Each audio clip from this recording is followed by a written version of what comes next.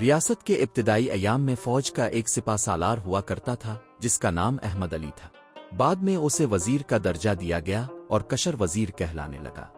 جب ولی عہد جہانزیب کو فوج کی کمان دی گئی اور ساتھ ہی عدالتی اختیارات بھی، تو فوج کے لیے ایک کول وقتی سپہ سالار کا تقرر عمل میں لایا گیا۔ اسی سلسلے کے پہلے سپہ سالار سید شہزاد گول تھے۔ ان کے بعد سید بادشاہ گول سپہ سالار مقرر ہوئے تھے۔ سید بادشاہ گول کے ریٹائرمنٹ کے بعد سپہ سالار کا عہدہ ختم کیا گیا۔ اس کے بعد نائب سالار ہی فوج کے اعلیٰ ترین افسر ہوتے تھے۔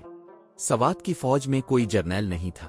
فوج کے رینکس یوں تھے: سپہ سالار، نائب سالار، کماندار جو بعد میں کمانڈر کہلایا، کمان افسر جو بعد میں کپتان کہلایا، صوبیدار میجر، صوبیدار، جمعدار، حوالدار اور سب سے آخر میں سپاہی۔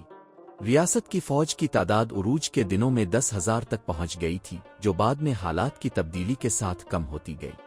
اس کے علاوہ نیم مسلح وہ افراد بھی تھے جو روزمرہ کی بنیاد پر سڑکوں کی دیکھ بھال پر مامور تھے۔ یہ تعداد کوئی 4,000 کے قریب تھی۔ مذکورہ نیم مسلح افراد کا سربراہ کمانڈر روڈز کہلاتا تھا۔ کمانڈر روڈز کے ماتحت ایک کپتان، 2 صوبیدار میجر اور دیگر رینکس کے لوگ تھے۔ ان کو بھی فوج کی طرح غلے کی صورت میں ادائی کی جاتی تھی اور صرف افسروں کو نقد تنخواہ دی جاتی تھی۔ پولیس کا بھی ایک انچارج کمانڈر ہوا کرتا تھا جس کے ماتحت کئی انسپکٹر اور تھانے دار ہوا کرتے تھے۔ والی سوات کے دور میں صوبیدار میجر اور ان سے اوپر کے تمام رینکس کو جنس کی بجائے نقد تنخواہ دی جاتی تھی۔